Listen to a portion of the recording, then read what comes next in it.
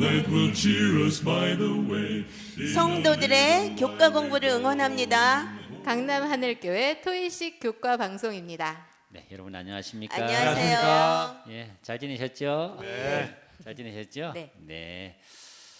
아, 우리 이제 이과 가정이란 주제로 공부를 하게 됐거든요. 그래서 이 가만서성이란 말 있지 않습니까? 가정이 화목하면 모든 일이 잘 된다.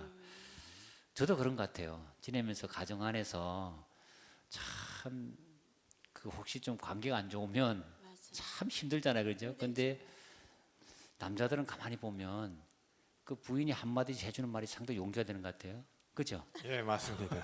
그래서 좋은 말이요, 나쁜 말이요? 좋은 말. 예, 좀 격려가 된 말 하면 대단히 그 힘이 되는데 조금만 이렇게 하면 그냥 아주 기가 죽는단 말이에요. 그래서 참 이 가만사성이라는 말이 정말 참 맞는 말이다 생각을 합니다. 우리가 그 가정하게 되면 이 가정이라는 것이 가만히 보면 참 하나님이 가정을 만들 때 아주 특이하게 만드셨잖아요. 그 아담의 몸에서부터 뼈를 끄집어내서, 그죠? 그건 사실 엄청난 희생이잖아요. 희생을 통해서 우리 이제 하와가 나왔고, 그리고 또 여자의 몸에서 10개월 동안 아이가 또 이렇게 자라서 나오고. 그래서 이 가정이란 제도는 정말 희생과 헌신으로 만들어진 정말 하나님의 작품 같습니다. 오늘 이게 이 가정을 통해서 우리가 이루어질 교육에 대해서 공부할 텐데 좋은 공부가 되었으면 좋겠습니다. 오늘 우리 본문을 우리 박성봉 주사님 한번 읽어주세요. 내 아들아, 내 아비의 훈계를 들으며 내 어미의 법을 떠나지 말라. 잠언 1장 8절 말씀. 아멘. 네. 자, 가정 얘기를 했으니까 그런데요. 우리 이제 아마 어릴 때부터 가정 안에서 자랐었는데 좋은 추억이 있을 거 아니겠어요? 안 좋은 추억도 있고 좋은 추억도 있을 텐데 혹시 자라면서 부모로부터 입버릇처럼 듣고 자란 어떤 이야기가 있는지 한번 집사님부터 한번 말씀해 보시겠어요? 저는 가정에서 저희 집 가정의 얘기를 좀 드리는 것보다는 네, 제가 꿈꿔왔던 가정. 교회에서 자라면서 어떻게 해야 된다, 그런 환경 속에서 갖고 싶었었어요. 어떤 그런 가정의 환경이. 근데 제가 이제 친구네 초등학교 때 이제 친구네 집을 이렇게 갔어요. 교회에서 가까운 곳에 있었기 때문에 갔었는데 이제 학교에서도 가깝고 갔는데 이제 거기에서 잠을 잤어요. 하루를. 하룻밤을 잤는데 아침에 일어나니까 뭘 해요. 뭘 해요? 아침에 다 불러가지고 모아가지고 아침 예배를 드리는 거예요. 아, 아침 예배를. 예. 네. 그런데 저는 그게 너무 좋더라고요. 그렇지. 그렇군요. 맞아. 예.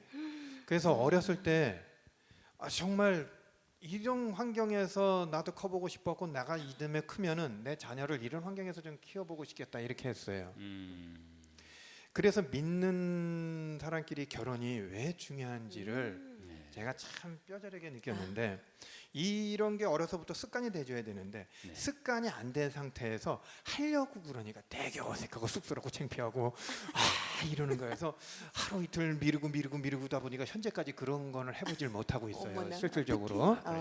그러니까 다만 그 어렸을 때 정말 내가 해보고 싶었는데 그 가정에서 친구의 가정에서 그런 모습을 보면서 지금도 저는 이게 다시 회복해서 그렇게라도 좀 어떻게 해보고 싶다. 근데 또 핑계거리가 된다면 워낙 이제 다 힘들게 살고 바쁘게 살다 보니까 참 어떻게 보면 시간적 여유가 없다는 그런 걸로 해서 밤 저녁 예배도 그렇고 아침에 예배도 그렇고 참 실질적으로 많이 이렇게 뒤로 물을 후퇴된 경험이 많거든요. 어떤 친구의 집에 갔다가 참 너무 좋은 이제 그걸 보셨군요. 자, 우리 집사님은 또 어떻게 경험 있으세요? 그런 게. 초등학교 때 가훈이 뭐냐라는 숙제가 네. 늘 저학년 때 있잖아요. 네. 그래서 아빠 우리 집 가훈은 뭐예요? 그랬더니 아빠도 고민을 하시는 거죠. 정말. 그제서야 뭐라고 이제. 써서 내야 되나. 그래서 우리 집 가훈은 성실로 하자. 그래서 이제 성실로. 1980년대잖아요. 그렇지. 성실. 성실과 근면이면 성공할 수 있던 맞아. 시절이니까 그래서 성실이라고 써서 냈는데 사실 이제 제가 지내면서 본 저희 아빠의 이제 저도 커서 돌아보면 노는 걸 좋아하신 분이었던 것 같아요. 아, 그랬구나. 그래서 직장은 늘 다니셨죠. 다니셨는데 뭐 그 시절에 캠핑도 좋아하시고 친구들을 또 몇 집씩 모아서 여름 휴가를 같이 갔어요. 항상 여러 집이 같이. 그래서 굉장히 어릴 적에 이제 그런 아빠 친구들하고 같이 모여서 놀러 갔던 기억들이 많은데 즐겁게 노실 줄 알았던 분이었던 것 같아요. 그래서 어떻게 보면 입으로 말한 것보다 그 살면서 그냥 삶으로 보여주셨던 것들이 더 오래 남아 있는 것 같고 저한테도 그게 되게 중요한 부분으로 아이들한테 전달해주고 싶은 부분이 되는 것 같아요. 네, 그렇군요. 또 집사님도 혹시 기억 있으세요? 지난주가 왜 우리 고유의 명절 추석이었죠. 그런데 올해는 참 많은 변화가 있는 거죠. 서로 만남을 두려워하고 막 억제하고 벌초도 뭐 가지 마라. 웬만하면 길게 또 얘기도 하지 마라. 막 이런 게 있는데 이 가정이 참 중요한 게 정말 예전의 가정은 정말 없이 살아도 얼마나 행복했어요. 그냥 그렇죠. 못 먹고 네. 뭐 그래도 네, 그냥 맞아요. 수제비해서 먹고 칼국수 해서 먹고 옹기종기 앉아서. 근데 이제 저는 이렇게 박승봉 집사님은 믿음의 가정에 가서 그러한 걸 보고 부러워하고 그랬는데 저는 그런 믿음의 가정에서 자라질 않아서 그냥 세상적인 그런 모습이었잖아요. 뭐 이렇게 추석 때 되면 뭐 보름달을 보면서 말하자면 뭐 그런 옛 이야기 듣고 송편을 빚고 이제. 그런데 그러면서도 그 옛날에는 뭐 부모님들은 꼭 이제 동네 어른들 뵈면 공손하게 인사는 꼭 해야 된다. 뭐 근데 옛날에도 어르신들도 뭐 없이 살아서 그런지 뭐 진지 잡수셨나요? 뭐 그런 게 인사하지 않았어요? 아침에 눈 뜨고 만나면 이제 그러한 인사 옛날엔 그랬는데 요즘하고 확연한 차이가 있죠. 그래서 저는 인사 잘하라고 그래서 학교 생활도 선생님 오전에 뵙고 또 오후에 또 만나면 또 인사해요. 저는 뵐 때마다 인사했던 적이 있네요. 네, 그랬던 것 같아요. 네, 참 그 우리 가정 얘기를 하다 보면 참 좋았던 마음에 훈훈한 것도 참 많이 있는 것 그쵸. 같아요. 그 저도 이렇게 가만히 생각해 보면 제가 살던 마을 자체가 어촌이었거든요. 강원도 저쪽 동해안 쪽에 바닷가에 이제 살았는데 이제 바닷가 사는 분들의 특징이 있어요. 아주 거칠어요. 맞아, 거칠다고 좀 그러던데요. 거칠어요. 네. 이제 왜냐하면 거친 파도와 더불어 늘 싸우니까 싸우니까. 이제 상당히 거칠고 또 바다에 나갔다가 이렇게 보면 가끔씩 맞아. 죽는 일이 많이 맞아요. 생겨요. 예. 그러니까 언제 죽을지 모르니까 그렇구나. 미래가 없는 분들이에요. 맞아. 그러니까 어부들의 삶이 그런 맞아. 거였어요 옛날에. 그래서 그 마을에서는 싸움을 많이 했어요. 그러니까 이제 그 갔다가 이제 고기잡이 갔다가 와서 술 먹고 또 싸우고. 그래서 그 마을에서 싸우는 것은 너무 자주 보고 자랐기 때문에 어머니가 늘 입버릇 하는 얘기가 뭔가 싸우지 마라. 싸우지 마라. 그랬겠네요. 절대로 상대방한테 양보를 하고 지더라도 싸우지 마라. 그거 아주 그 어릴 때 이제 입버릇처럼 듣고 자라가지고 그래서 그런지 안 싸웠어요 잘. 안 싸우고. 그러게. 그리고 그 50가구 정도 되는 마을인데 유일하게 우리 가정만 교회를 다녔어요. 그러니까 예, 그것도 이제 우리 재림교회가 아니고 장로교회를 그때 다니는데 그래서 어릴 때부터 아까 집사님 말한 것처럼 아침 저녁으로 예배를 계속 드렸죠. 예배 드리는데 지금도 그게 참 돌아가셨지만 그 어머니가 남긴 유산과 같이 느껴지거든요. 아무튼 좋은 경험들 감사드립니다. 자, 하나님께서 우리를 이제 그 축복 주시기 위해서 세운 제도가 몇 가지 있는데 그 중에 아주 대표적인 게 안식일 제도. 네. 안식일 제도는 하나님과의 관계잖아요, 그렇죠? 그다음에 가정 제도, 사람과의 관계잖아요.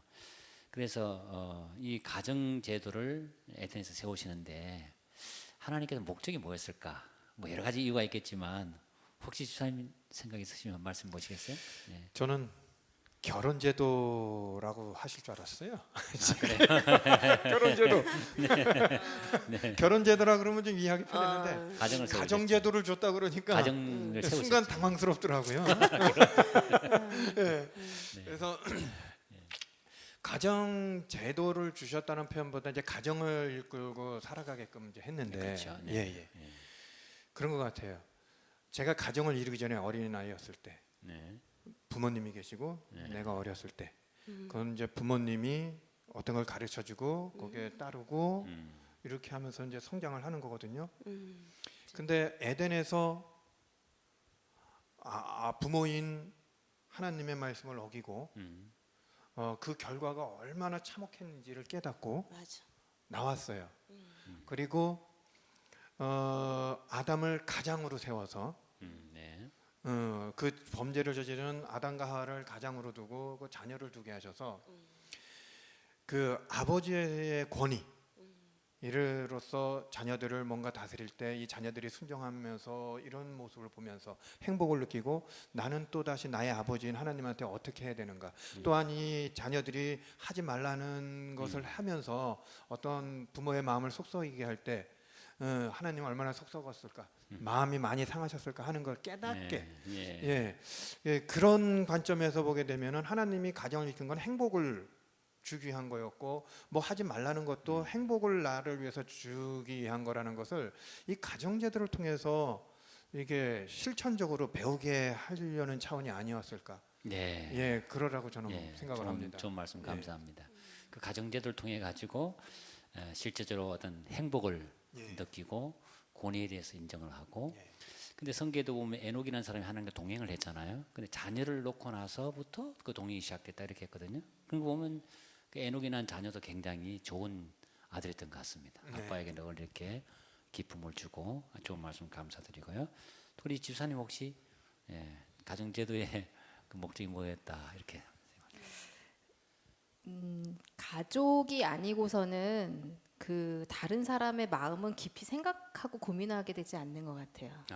그런 부분이 있죠. 예, 그러니까 남이니까 이렇게 서로 간의 관계 속에서 내가 물론 이타적인 사람들이 많죠. 하지만 그 이타적인 목적 자체도 내가 그 무리 안에서 마음의 부담이 없고 저 사람한테 선을 베풀어서 나도 그 선한 가마를 끼치고 하는 데서 오는 자기의 어떤 뭐 자족감도 있잖아요. 네. 그래서 어떤 관계든 사람은 좀 뭐 죄 이후로는 이기적인 존재일 수밖에는 없지만 그 관계와 관계 속에서 가장 많이 고민하는 존재는 가족인 것 같아요. 그래서 가족들 간에서 좋은 쪽으로도 고민을 많이 하겠지만 나쁜 일로도 고민을 많이 하고 그래서 하나님께서 이렇게 사람을 지으실 때 서로 사랑하라고 지으셨을 텐데 사실은 사랑 못하고 사는 가족들이 더 많죠.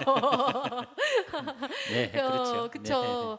근데 가장 사랑하지 못해도 가장 많은 고민을 하는 사람들끼리가 가족이거든요. 네. 어떻게 보면 그 고민 자체가 사랑을 해야 되기 때문에 고민을 하고 있는 관계인 것 같아서 그 정말 깊은 내면까지 고민을 하게 만드는 관계. 그게 가족일 것 같아요. 그래서 그래 좋은 자녀한테는 정말 좋은 것만 다 주고 싶고 남편한테선 좋은 걸 다 가져오고 싶고 그 가끔 저희 애기 아빠가 그런 얘기해요. 이제 40이 넘어서 이제 50 가까이 되니까 외로움도 타고 혼자 힘겹게 일하러 다니는데 이제 나는 좀 외톨인 것 같다는 생각도 가끔 들고 이런데요. 그래서 시간이 많이 나가 있고 하니까 근데 가끔 왔는데 주말에도 저랑 아이들이랑 막 이렇게 재밌게 지내고 있으면 나는 뭔가 이런 생각이 들 때가 있더래요. 다 공감하시는 것 같아요. 한숨 소리가 들려. 근데 그런 것조차도 그런 고민조차도 남들한테는 안 하거든요. 그렇지. 그렇죠. 네. 그래서 가장 깊이 있게 교제할 수 있는 그 교제가 늘 좋을 수만은 없지만 가장 깊이 그 인간 자체를 고민하는 관계 그걸 통해서 하나님께서는 서로 함께 있으라고 주신 사람들이 아닐까 하는 생각을 해봤어요. 좋은 말씀. 왜 살다 보면 때때로 보면 이제 가족 구성원이 있다 보면 또 소외감을 느낀 분도 있을 수 있잖아요. 그 소외감이 부인이 될 수도 있고 남편이 될 수도 있고 자녀들이 될 수 있고. 그러게. 그 소외감 안 느끼도록 좀 특별히 좀 어떻게 좀 연구를 많이 해야 될 것 같아요, 그죠? 그렇죠. 근데 그 제가 한 번은 이제 그 이렇게 남해안인가 어디 가본 적이 있는데 그 아주 아름다운 섬이거든요. 근데 거기가 해변가가 쫙 있는데 그 몽돌밭이라고 있어요. 네 있어요. 몽돌밭 보셨죠? 근데 돌이 이렇게 돌이, 응. 아주 크면서도 둥글어요. 이렇게 둥글둥글해. 완전히 뭐 큰데 그 몽돌밭이 둥글둥글둥글리는데 너무너무 보기 좋은 거예요. 둥글둥글. 그래서 우리가 다 이게 모가 낳는 사람들인데 가정 안에 한 울타리에 넣어가지고 하나님이 이렇게 서로 맞아. 붙여가면서 서로 양보하고 서로 또 이제 때때로 좀 이해하고 이러면서 아주 정말 아름다운 품성으로 갖고 가는 것이 가정이 아닌가 그런 생각을 해보기도 합니다. 자, 우리 한 거기 있는 말씀 한번 좀 읽어보 주십시오. 네. 가정의 분위기는 부모와 자녀들이 서로 교제함으로 축복을 받고 힘을 얻을 만큼 신령해야 합니다. 그러한 감화로 둘러싸인 자들은 하늘에 있는 학교에 들어갈 준비를 갖춥니다. 네, 좋습니다. 그래서 그 가정 안에서 서로 격려해 준 게 참 좋은 것 같아요. 좋죠. 이제 말로써 이렇게 좀 위로해주고 격려해주고 그 가정 안에서 사실 들어와서 다시 힘을 얻고 또 사회에 나가잖아요, 그죠? 맞아. 예, 그래서 우리 심장이 보면 피가 쫙 흘러갔다 다시 심장이 왔다가 또 새로운 피를 받아서 또 나가는 것처럼 그런 것이 되었으면 좋겠다 이런 생각을 합니다. 어떻습니까? 소통을 좀 잘 하고 계십니까? 가정 안에서 소통이 참 중요하잖아요. 네? 서로 바빠서 안 되더라고요. 네. 또 애들이 크니까 네. 그래서 자기 생각이 있어서 네. 부모가 뭐 얘기하면 다 잔소리 들으니까 가능한 얘기들을 안 하려는 것 같아요. 그 소통을 위한 시간을 좀 만들어야 될 것 같아요, 그죠? 진짜 만나기 힘들어요. 만나기 힘들어요. 그 저는 이렇게 살면서 상당히 중요하게 생각하는 게 좀 걷는 거예요, 이렇게 바깥에 나가 걷는 거 있잖아요. 그러면서 이런 얘기 저런 얘기 다 할 수 있거든요. 그러면 굉장히 좋은 것 같아요. 그래서 아무튼 이렇게 좀 대화의 시간을 가지는 게 상당히 중요한 것 같습니다. 자, 우리 성경에서 혹시 이렇게 좀 본받고 싶은 가정 있잖아요, 그죠? 있죠. 우리 집사님은 어떤 가정을 추천하고 싶어요? 이제 성경상에서 저는 그 예를 들면 그 아브라함과 네, 그의 아들 이삭, 이삭. 그 또 아브라함이 아버지로서의 그 여호와 하나님 아버지께 그 순종하는 삶, 그러면서 또 이제 자식을 낳았는데 또 그러한 모습을 보고 자라는 그 아들 이삭의 또 아브라함 아버지께 순종하는 또 그 삶. 그 아브라함과 이삭 얘기를 하시는데 예. 참 어떻게 그럴 수 있을까? 그러니까요. 아들이 아버지가 요구하는 게 사실은 네. 받아들이기 어려운 거잖아요. 요즘 생활 사회를 봐봐요. 요즘 그게 통하겠어요? 그래서 아브라함과 아들 그 이삭과의 관계는 정말 100% 신뢰가 있는 것 같아요. 맞아요. 근데 제가 볼 때는 전혀. 갈등이 있으면 그렇게 될 수 있었을까? 그러니까 전혀 이유도 안 달고 그렇죠. 그러니까 참 그런 어떻게 너무 그런 교육이 있을 수 있을까? 신기한 일과 하는 기적 이제 같은 일이잖아요. 어떻게 보면. 부러운 거죠. 정말 그렇게 만들고 싶죠. 그러니까. 그건 절대적인 신뢰가 있어야만 가능하다 생각하거든요. 그렇죠. 다 떠나가지고 아버지와 아들 사이에 좀 이렇게 관계가 좀 떨어졌다든지 갈등이 있다 그렇게 하면 그게 하나의 요소가 돼가지고 아버지 무슨 소리 하고 있냐 이렇게 하면서 그렇지 않겠어요, 그거? 그럼요. 아유, 요즘은 아버지와 자녀들 간의 대화가 참 쉽지 않죠. 엄마하고는 좀 해도 좀 그런 것 같은데. 그렇죠. 대화가 별로 없어요. 맞아요. 아, 저는 가정 중에서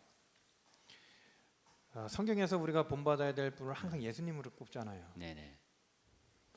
그는 그 분이 위대하지만 네. 사실은 그 뒤에 그분이 자라온 환경, 그렇게 만든 환경, 네. 그 부모의 역할이 뭐든지 위인이나 누구를 이렇게 보면 굉장히 이렇게 그쵸? 강조가 되고 그러거든요. 맞아요.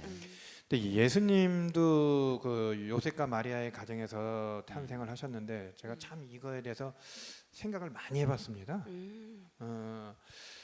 만약에 입양아가 있다고 한번 생각을 해요. 우리가 이제 입양아를 어느 집에 이렇게 입양을 이렇게 하려고 할 때도 많은 조건을 따져요, 그렇죠? 따지죠. 네, 얘가 과연 그 집안에 가서 구박받지 않고 잘 성장할 수 있는 환경이 되는가, 그 부모의 가정의 품성도 따져보고 다 따져보고 하고 그 집안에 입양을 보냅니다. 근데 이제 하늘의 하나님이 이 땅에 인간으로 오세요. 어느 가정에 네. 맞아요. 네, 그 온 우주의 운명, 그러니까 인류의 운명이 아니고 온 우주의 운명을 짊어질 사람으로서 그 가정의 위탁이 돼야 되는데 얼마나 신중히 골랐을까요? 그렇지. 얼마나 신중히 골랐을까요? 맞아. 하나님께서 고르신 거예요. 그렇지. 고르고 골라서 마리아를 고르고 그 짝인 요셉을 고른 거예요. 그리고 그들한테 나타나서 이러이러할 거다라고 얘기했을 때 처녀인 마리아 입장에서는 말도 안 되는, 그 당시 그쵸. 그 말도 안 유대의 그래서 처녀가 임신을 했다 그러면 네, 우리나라 그러니까. 조선 시대에도 처녀가 임신했다 그러면 큰일 나는 시대인데 그렇지. 돌 맞아 죽을 건데 돌맞아. 그럼에도 감내하고 이해하고 순종하거든요. 그 요셉도 똑같아요. 네 맞아. 부인이 애를 빼고 할 그러니까. 거야. 근데 이게 남의 자식인지 내 새끼인지 알지도 못하는데 배 갖고 온대요. 그런데도 용납하래요. 네. 그런데도 이해해요. 그래서 뭐라고 얘기합니까? 아이를 낳아서 할 때까지 동침을 하지 맞아. 않지 않습니까? 네. 이런 모습을 보면서 이들이 어떤 품성을 가지고 있는가. 그러니까 그런 가정 어렵고 가난하게 살지만 서로 위해주고 서로 따뜻하게 해주는 그 가정 안에서 예수님이 자라면서 뭘 받겠어요? 얼마나 따뜻했겠어요. 그래서 저는 그 부모님의 그 온유한 성품을 예수님이 태어나면서부터 나는 그 온유해 해서 그 성분이 이렇게 자란 게 아니고 그 가정의 그 영양 속에서 그 온유한 성품을 본받으면서 이렇게 컸다고 보거든요. 그런 것 같아요. 참 좋은 얘기 같은데 그 참 예수님도 위대한 인물이잖아요. 근데 가정에서는 사실 잘하신 분 아니에요. 근데 그 두 분은 사실은 이제 뭐 아버지는 목수시고 근데 어떻게 그렇게 잘할 수 있어요? 참 저는 그 굉장히 참 신비롭다고 생각하는데 근데 그 요셉도 보면 이렇게 자기가 이제 정혼한 처녀가 이제 배가 불러온다는 얘기를 들었을 때 가만히 끊고 자잖아요. 그 사실은 웬만하면 그거는 소문 내 가지고 그냥 뭐 자기가 파혼하고 이렇게 얼마든지 할 수 있는데 그 상대방을 배려하는 그런 마음이 요셉도 굉장히 크지 않았을까. 그 가정은 예. 성령의 열매로 정말 주렁주렁했네요. 지금 보니까 그렇죠. 오래 참음, 절제, 뭐 믿음 네. 다 있었네요. 그러니까 사랑. 상대방에 대한 배려잖아요. 그러니까요. 그게 사실 엄밀히 말하면 그거는 천사의 지시를 받기 전까지는 그건 얼마든지 그 어떤 의심할 수 있는 사건이잖아요. 그렇죠. 예. 근데 그걸 몰래 이렇게 그거 보면 요셉도 굉장히 배려심이 많은 사람 아닌가 이런 생각이 좀 들어요. 좋은 말씀 감사드리고 특별한 그 집사님은 예수님께서 어떻게 그 마리아의 가정에 자랐잖아요. 그 분위기가 어떤 분위기였을까 상상이 좀. 그 시절에 성경은 아직 인쇄가 되지 않던 시절이잖아요. 그렇죠. 네, 구약 성경이 있었죠. 그 예수님이 어린 시절에도 두루마리, 회당에 가서 두루마리 성경을 맞아, 두루마리 읽었다라는 맞아, 표현이 그렇죠. 있는데 그 요셉과 마리아도 분명히 이제 회당에 가서 안식일마다 들려주는 말씀들을 들으면서 그렇죠. 살았을 텐데 네. 굉장히 그 구속의 경륜이라든가 아니면 그 구약에서 예수님 오실 거에 대한 예언들에 대한 것들을 굉장히 잘 알고 있었던 것 같아요. 그러니까 마리아가 꿈을 꾸고 천사가 얘기해 줬을 때 또 요셉한테 갔을 때 이런 그 예수님이 어떻게 이 땅에 오실 거고 어떻게 구속의 경륜을 이룰 걸지 들었던 것들을 굉장히 잘 받아들이지 않았나. 그래서 그 당시 이스라엘 처녀들은 사실은 메시아를 잉태해서 그 메시아를 낳는 게 가장 큰 소원이었잖아요. 근데 그뿐만 아니라 이제 아무리 소원이어도 정말 내가 남자랑 접한 적도 없는데 아기를 임신했다는 건 어렸을 거 아니에요. 굉장히 어렸을 텐데, 예, 굉장히 어리고 그랬을 텐데 그런 것들을 다 감내할 수 있을 만큼 굉장히 성경에 대해서 깊이 그 예수님 오실 거에 대해서 깊이 깨닫고 있던 사람들이 아닌가 이런 네. 생각을 해요. 그 저도 참 그 말에 참 동의가 되는 게요. 12살 때 한번 회당에 올라가잖아요. 네, 그 맞아요. 예루살렘 올라가는데 네. 랍비들하고 성경 토의를 하는데 안 밀리는 거예요. 예. 그죠? 오히려 랍비들을 더 깊이 맞아. 깨닫지 못했던 것들 가르쳐 주잖아요. 네, 네. 야, 그러면 그 12년 동안에 어떤 교육을 했길래 그렇게까지 알 수 있었을까? 예수님은 천재예요. 그것도 그렇지만 천지 내가 볼 때 그 마리아가 이상이야. 성경을 많이 알지 않았을까? 그 부모가 이런 생각이 좀 드는 거예요. 예, 그 아무튼 그 유대인들 교육법에 그렇게 있더라고요. 이제 바르 미츠바라는 행사가 있거든요. 바르 미츠바. 바로 미치바. 예, 근데 바르 미츠바 이렇게 하는데 그 바트 미츠바 그렇게 바트, 하기도 하는데 바트라는. 미츠바는 율법이라는 뜻이고 바르 하면 아들이에요. 그러니까 율법의 아들, 바트 미츠바면 율법의 딸 그런 뜻이거든요. 그래서 12살 될 때까지 모세오경을 외워요. 그냥 이렇게. 맞아. 통도 그러니까 소위 말하는 통으로 암기시키는 그런 교육인데 신명기의 중요한 구절들은 거의 다 외우고요. 그래서 이제 그걸 12살 때문에 회당에 불러놓고 아이에게 어디 어디 외워봐 하거든요. 그래서 외우면 그걸 다 몇 번 테스팅 다 해보고 인정되면 바로 미쳐봐라 불러줘요. 율법의 아들이다. 근데 이제 예수님도 그 광야에서 시험 받을 때 보면 기록되었으되 맞아. 기록되었으되 이렇게 세 번 다 신명기의 말씀을 인용하셨거든요. 그래서 산상부원의 그 주옥 같은 말씀들도 다 모세오경을 외워서부터 이렇게 흘러나온 말씀인데, 야, 그걸 마리아가 다 시켰다는 거 보면 마리아가 참 성경을 많이 알았다 이런 생각, 참 좋은 말씀이라고 생각을 합니다. 한번 거기 나온 시대의 소망의 70페이지 있는 말씀을 좋은 말씀인데 한번 읽어보시겠어요? 네. 아이 예수는 그의 어머니가 최초의 인간 교사였다. 그는 어머니의 입술과 선지자들의 두루마리에서부터 하늘 사물에 대하여 배우셨다. 그가 친히 이스라엘을 위하여 모세에게 말씀하셨던 바로 그 말씀을 이제는 그의 어머니의 무릎에 앉아서 배우셨다. 시대의 소망 70페이지. 참 하나님, 마리아는 하나님을 가르쳤어요, 그죠? 그러니까. 사진 놓고 보면 우리가 이제 어릴 때 예수님에게 해준 그런 것들이 영향을 그렇게 줬는데, 우리가 왜 아이들에게 자라간 아이들에게 또 내가 겪었던 하나님과 또 성경의 하나님 얘기를 왜 해주는 게 중요하다고 생각하는지 우리 집사님 한번 좀 말씀해 주세요. 예, 저는 뭐 어려서부터 그렇게 이제 말씀에 대한 그런 교육은 없었지만 제가 이제 이렇게 말씀 속에서 보면 이제 애굽의 이제 요셉, 그죠? 요셉이 그 애굽의 총리가 되잖아요. 네.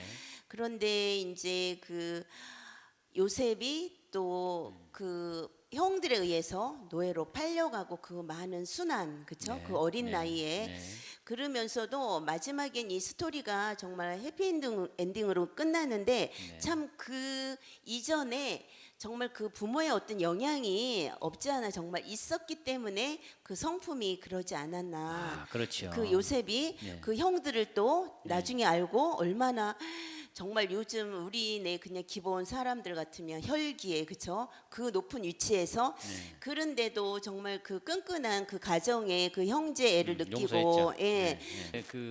상상을 해볼 수 있는데요. 예를 들어서 이럴 수 있어요. 이제 12아들 가운데 그러니까 야곱이 특별히 11, 요셉을 맞아. 좋아했잖아요. 맞아. 채색옷을 어렸을 지어 입히고. 채색옷도 지어 입히고. 그러면서 다른 애들은 다 일 시켜를 버리는데 요셉은 안 내버리는 거예요. 맞아. 그 아버지하고 집에 있으면서 무슨 얘기 했을까요?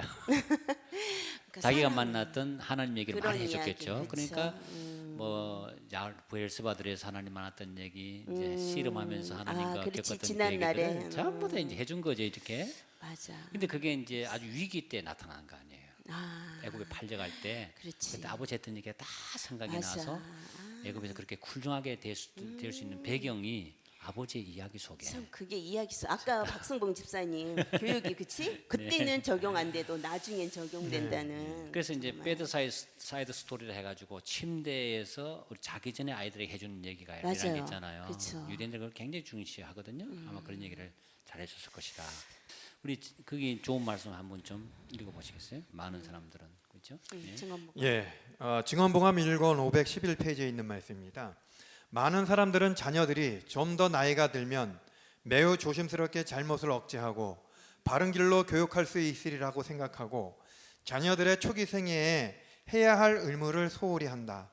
그러나 이 일을 하기에 가장 좋은 시기는 자녀들이 어린아기로 그들의 팔에 안겨 있을 때이다. 아멘. 맞아. 그렇죠. 좀 더 아이들이 우리 품에 있을 때. 우리 같은 경우는 이제 손자를 잘 또 교육해야 돼요. 이제는 그런 것 같아요. 자녀가 아니고 그죠? 자, 이제 오늘 공부를 좀 참 마치면서요. 참 가정을 통해서 이루어지는 교육이 매우 중요함을 알게 됐는데 마지막에 이제 좀 행복한 가정을 이루기 위해서 참 어떤 자세가 필요할까? 여기에 대해서 우리 지사님 한마디 좀 부탁합니다. 우리가 먼저 변하는 세상과 우리 아이들의 마음을 이해하려는 태도도 필요한 것 같아요. 그래서 네, 그 그럼요. 사람들의 이제 변화하는 마음들을 잘 살펴서 그걸 잘 이끌어가는 방향을 연구해야 될 것 같아요. 그래서 네, 좋은 부모들도 말씀. 네. 아이를 잘 살피고 이 아이를 어떻게 인도를 해야 될지 사실은 배워야 되더라고요. 잘 모르겠어요. 맞아. 너무 모르겠어요. 그래서 그렇죠. 아이들이 클수록 모르겠더라고요. 그러니까 어떻게 배워서 그러니까 아이들을 이끄는 방법을 정말 잘 배워서 아이들을 잘 가르치는 부모가 되었으면 좋겠어요. 그 사실은 부모 교육을 한번 부모 역할을 한번 해보고 아이를 네. 키우면 좋은데. 그렇죠. 그렇죠. 저는 이 맞바로 생각도 그냥. 했어요. 에덴의 가정이었잖아요. 네. 아담과 하와가 네. 에덴에서 타락하기 전에 아이를 좀 낳아서 좀 거기서 기르고 그 선한 그 품성만 있을 때 아이를 어떻게 키웠는지 좀 보고 우리한테 모본을 좀 남겨주고 죄를 짓지. 그랬으면 죄의 유혹에 안 넘어갔을까요? 근데 그 이제 뭐 저는 이제 아이들 다 키워서 냈잖아요. 그러면서 네. 이제 느끼는 게 제일 중요한 게 아이들 얘기를 좀 들어주는 거. 좀 잔소리하기보다는 좀 얘기를 들어주면서 아 엄마는 내 편이야 이런 거 있잖아요. 네. 엄마는 내 편이야, 아빠는 또 내 편이야. 이런 이제 내 편이란 말이 그 아이가 꼭 맞아서는 아닌데 그냥 가장 어려울 때 그래도 엄마 아빠는 내 편이야 할 때 다른 데는 가지 않고 어려운 일이 생기면 엄마 아빠한테 온다는 거죠. 그렇죠. 그게 참 중요한 게 아닌가. 그 관계가 형성이 돼야 무슨 훈계든 그렇죠. 무슨 조언이든 그게 마음에 들어가지 맞습니다. 안 그러면 네. 들리지가 않죠. 맞습니다. 부모님이 내가 뭐라고 얘기하면 우리 아이가 따라줬으면 하는 거예요. 네. 그렇다면 거꾸로 한 번쯤은 나도 부모님이 뭐라고 얘기했을 때 순종하는 모습을 우리 아이가 자연적으로 습득할 수 있게끔 내가 먼저 말하기 전에 행동으로서 부모님한테 보여준다면 네. 그런 게 일상화가 된다면 아이는 말을 하지 않아도 그 속에서 그걸 자연스럽게 습득하지 않을까 생각을 합니다. 네. 좋은 말씀 감사드리고요. 살면서 가만히 보면 상대방 얘기를 들어주는 거, 끝까지 들어주는 게 정말 중요하다 생각이 들더라고요. 중요하죠. 그래서 들어주게 되면 마음이 열리게 되고 또 이제 서로 대화하면서 결국은 이제 이렇게 서로 간에 용기가 되기 때문에 우리 행복한 가정 안에서 정말 대화를 좀 많이 하시고 또 상대방 특별히 상대방 말을 많이 들어주는 거 그렇게 참 중요하지 않나 생각을 합니다. 자 오늘 이제 교과를 마무리하는 우리 핵심 정리 한번 우리 엄정 지사님 말씀해 주십시오. 네. 첫째, 가정에서 청소년기 자녀들에게 하나님의 선하심을 잘 말해 주어야 합니다. 청소년기라고 딱 하셨는데 청소년기가 제일 말하기 힘들어요. 어릴 때 말을 많이 해놔야 돼요. 맞아. 네, 그렇죠. 둘째, 가정은 하늘에 들어갈 준비를 갖추게 하는 축복의 예비 학교입니다. 네, 그렇습니다. 네, 지금은 이제 청소년기 아이들이 다 컸잖아요. 네. 그럼 아이들이 부모와 자녀 관계가 아니고 이제는 친구 관계로 전환해 줘야 된다. 맞아. 우리는 항상 부모와 자녀 관계로 가려고 하잖아요. 그 일정한 나이가 되면 친구 관계. 친구처럼 가지면 아이들도 상당히 이렇게 뿌듯해하고 인정받으니까 인격과 인격으로 대화하니까 상당히 좋은 것입니다. 자 오늘 이제 우리 가정에 관한 공부를 했습니다. 가정은 이제 예비 학교이고 또 하늘 갈 수 있는 준비를 갖추기 때문에 참 좋은 공부였다고 생각을 합니다. 네. 오늘 세 분 수고 많이 하셨습니다. 네, 수고하셨습니다. 감사합니다. 다음 주에는 제3과 교사로서의 율법 이런 주제로 여러분을 찾아뵙겠습니다. 여러분 감사합니다. 감사합니다. 감사합니다. 안녕히 계십시오. 네.